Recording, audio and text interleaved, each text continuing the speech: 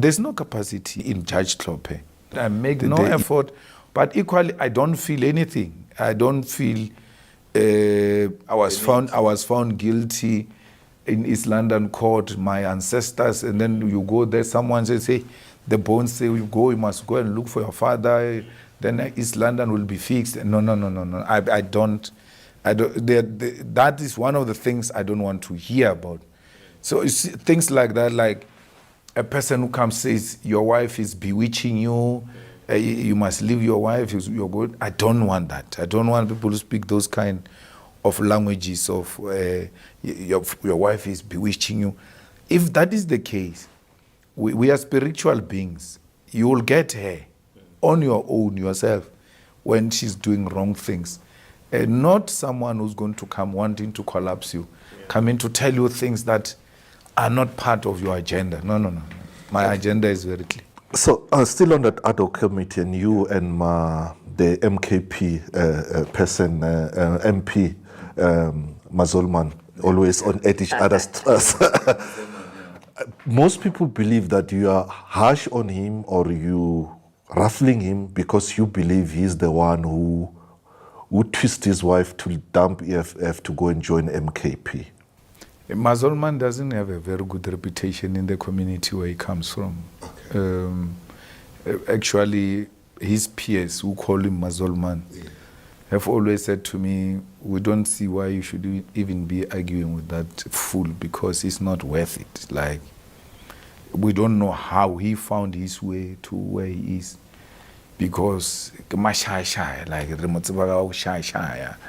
he can just point at a house or a car or a farm and says, this is my farm. That, those kind of people, unprovoked, they just lie without being provoked. So I'm not being harsh on him. He has no organizational culture.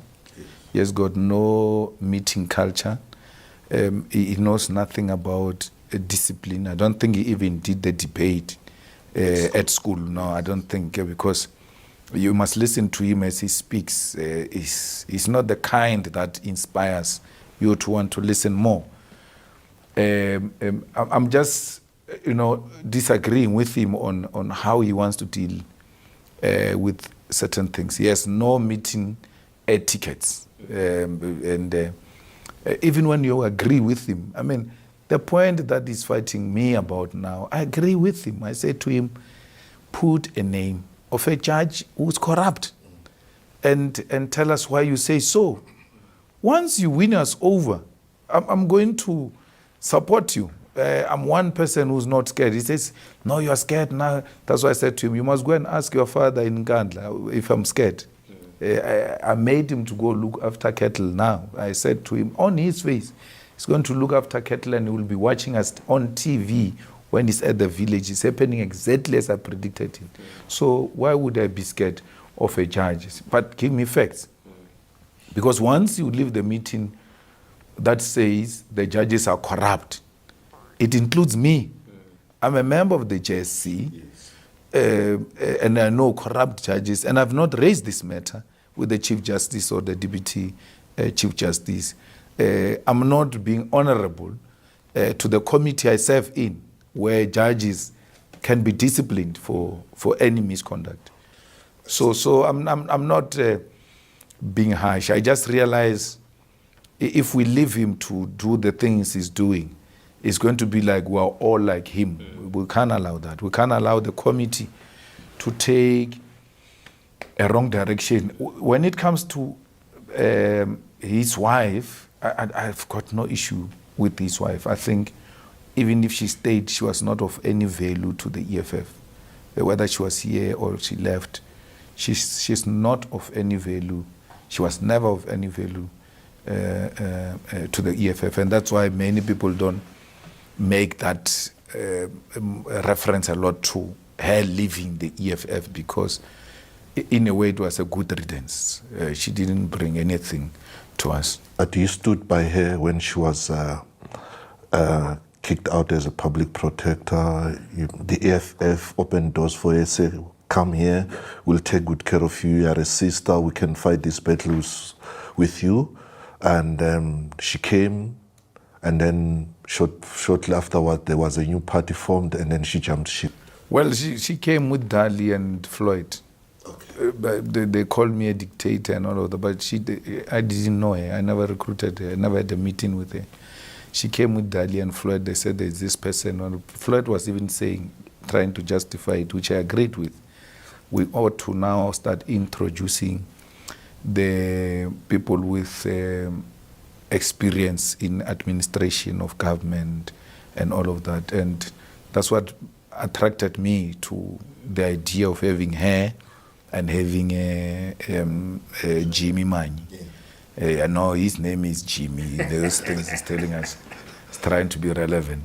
So Jimmy Mani, I also didn't bring Jimmy. They came with Jimmy and said the same argument, and I agreed with it, and we welcomed her. And she was not appreciative of the effort we have made, and then she decided the way she decided. But even where she is now, she has no peace. There's no peace. She's being troubled. Her province is one of the most troubled, characterized by instability. So you spoke earlier about how the EFF's work last year sort of made us the official opposition. And your critique of Mazolman, do you make it a broader critique of the MKP as a whole?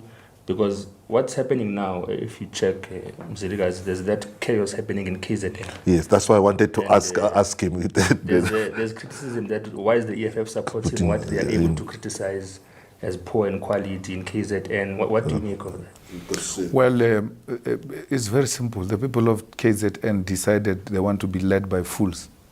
So they must have their fools. It's not, I don't decide.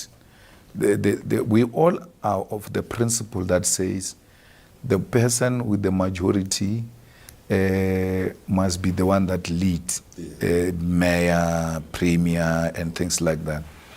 So they wanted them. We get the government we deserve, and that's what the people of KZN deserve. That's what they voted for. To do any other thing against what happened there, it's us being anti-majority. That people have given you direction of which they want to take, and then you decide, no, you're going to give them what you think is right for them. There's no capacity in MK, even in Judge Hlophe. He has got no politics, none whatsoever. And that's why when he tried to join EFF, I said no. When I was at Judge Hlophe's farm, we left, me and him, it was just the two of us. He said, no, I thought you brought the form. I said, no, I don't need you to join politics because one, the decision to remove you, I don't agree with it.